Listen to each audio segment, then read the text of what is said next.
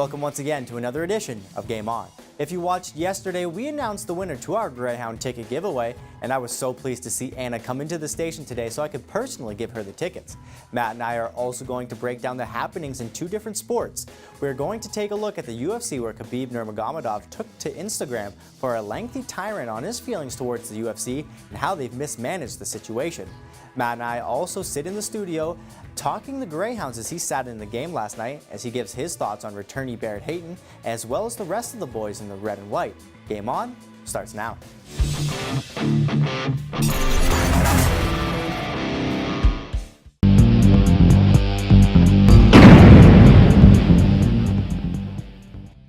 On this day, back in 1906, White Sox Ed Walsh strikes out the then record of 12 batters in a World Series game. The record now stands at 17. Then, come 1923, Babe Ruth hits 2 home runs in a World Series game, the first time the feat had ever been accomplished. Come 1975, Islanders superstar Brian Trottier recorded his first career hat trick. In 1992, Deion Sanders plays for both the Atlanta Falcons of the NFL and the Atlanta Braves of the MLB. Sanders is the only player to score a touchdown in the NFL and a home run in the MLB in the same week, and is the only player to play in both the Super Bowl and the World Series. Happy birthdays today go out to former NFL quarterback and player of the year, Steve Young, as well as LPGA Tour golfer and winner of the 2014 US Open, Michelle Wie. Michelle also was the youngest competitor to qualify for both a USGA and an LPGA tournament. Steve Young turns 57 and Michelle Wie turned 29.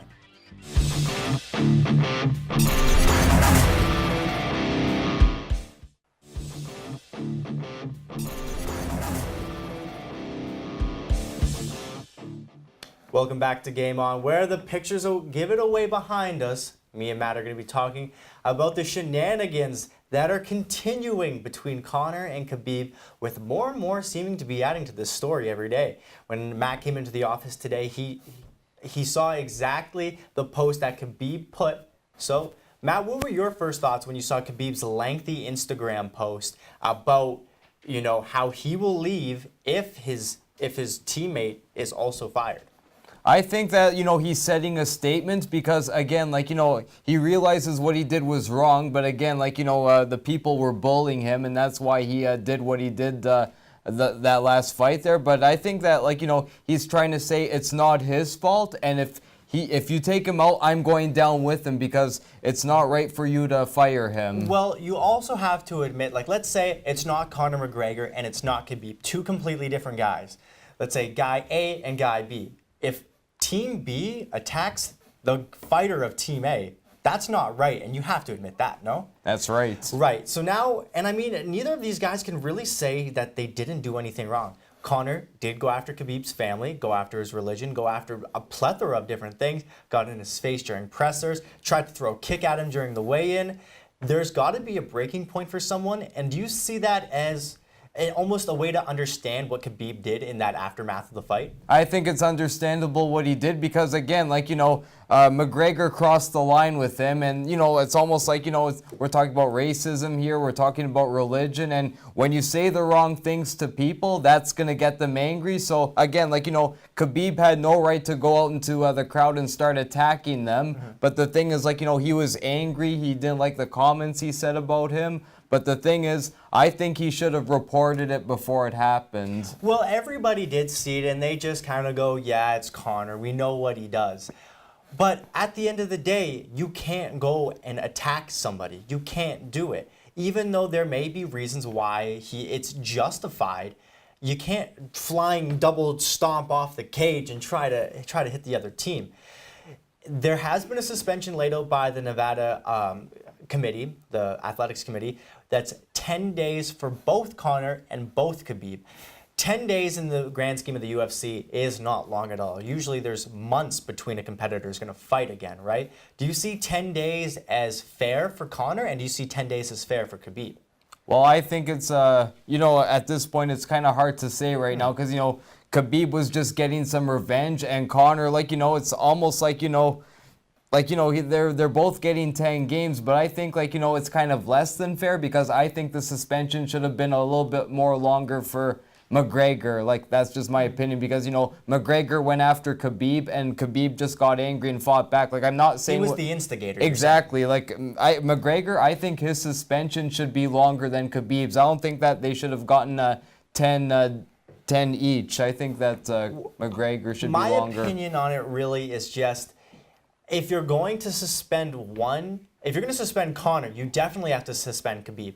Conor wasn't the one jumping out of the cage attacking somebody. I mean, sure, he's like, if you saw our interview with Brent Freya on an earlier edition this week of Game On, you know that he jumped out at Jose Aldo's family, and Conor's done the same thing.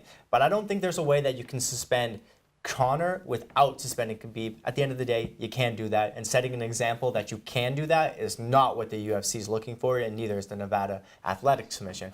But there was also talks that there would be a UFC stripping of the belt because Khabib is now the champion, or retained his championship, excuse me. Do you think that taking the championship away from Khabib would have been the right way to go about it? No, I think a fine would have been better because, I mean, like, if a person wins a championship, they won a championship, a belt or not, belt or no belts, because I'll use an example. Like, remember Penn State University, the football team, right, when that coach was, like, you know, in trouble for, like, you know, the sexual assault and all that that happened? They took away the past championships that they won, but the thing is, like, at the end of the day, they still won them. Like, you know, you don't, like, it's, I'll just use an example. Like, say if the Leafs won the Stanley Cup, right, and then someone on the team, like, maybe broke the law or assaulted someone, right, and then they go, okay, the Leafs just won the Stanley Cup, but now we're going to take that Stanley Cup title away from them because of what so-and-so did on the team. So, again, I think, like, you know, more of a fine is in order, but I think that they should keep the championship and just fine the player. Okay, Matt, I like that hot take actually from you. But when we come back, we've got a few more hot takes from Matt as he was sitting in at the Greyhound game last night. So I want to hear what he's got to say, especially with Barrett Hayton cracking that lineup and doing as well as he did. So stay tuned. More Game On after this.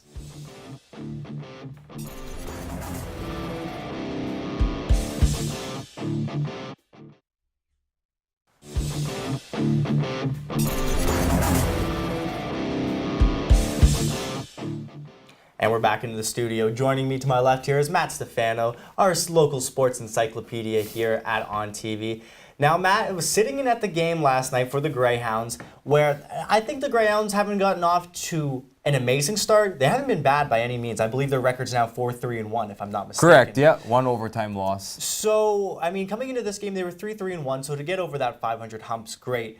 But seeing Barrett Hayton back, how good did he look last night? He looked excellent. Like, you know, he fit in with Morgan Frost on that line, and him and Morgan Frost had a goal and 2 assists each. And when you look at Hayton's play last night, he was very dangerous on the power play too. He works well on the power play. He passes well. He shoots well. And one thing I noticed about Hayton since he returned from the Arizona Coyotes, his shot got a lot stronger. Okay. It looks like an NHL shot. So I think that the Greyhounds are going to be happy with that this year. And from what I seen last night, his speed is also faster. And you could tell he's more motivated since returning from the NHL. And you were saying before Barrett Hayton had a little bit more of shelter time last year because the team was so deep.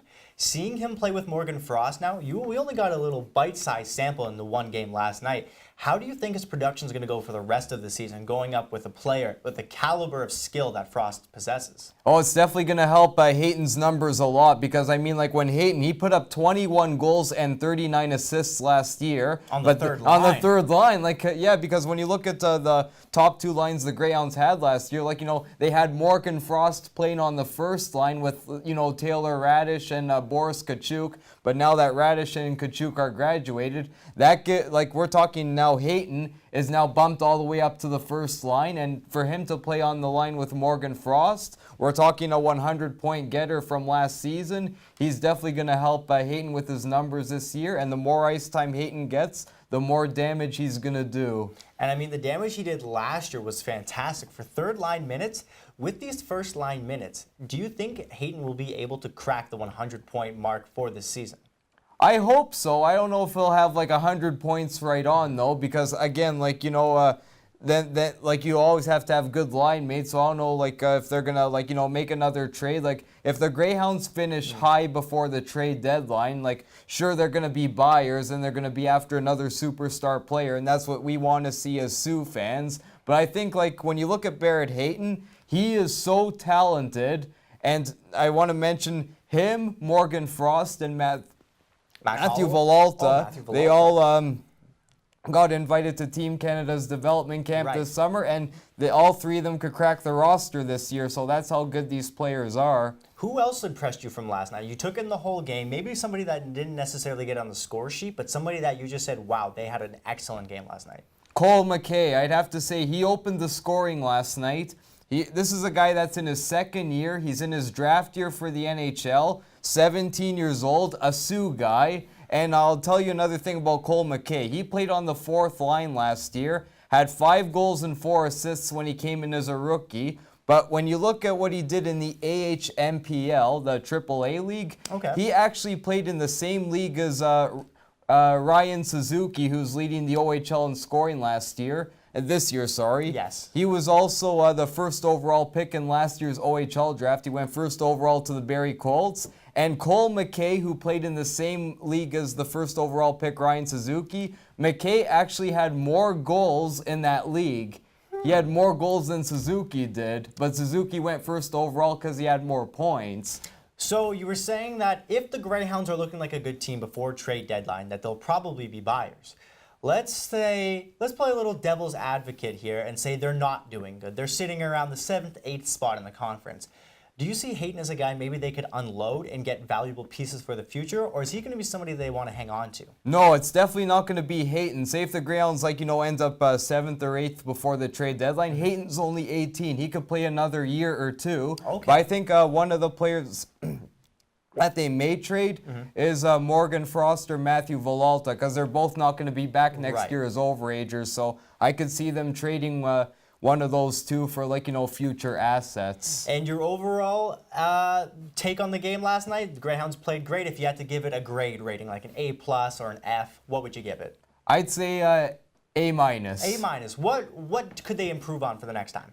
Well, there weren't very many power plays, but I think Villalta should have had a shutout last night. So I think they have to finish the whole 60-minute game. But when you look at how they played last night, they doubled the shots. We're talking 41-21 overall. Villalta played good, but I just give them the A- because Villalta gave up a bit of a weak goal at the end, and he's been great all game. So if you take away that, it's an A+.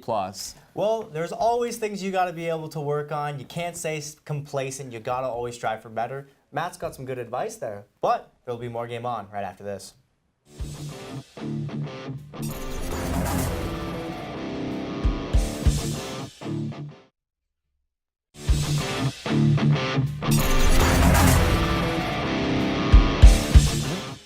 And we have concluded another episode of Game On. I urge you to keep your eye on the show in the next coming days if you're a fan of giveaways. Those details will be released in the next few days once we finalize everything on our end. To make sure you never miss a beat for Game On, check it out every Tuesday to Friday at 8:30 p.m. as well as the full episodes uploaded to YouTube. Thank you all for watching and have yourself a wonderful rest of your Thursday.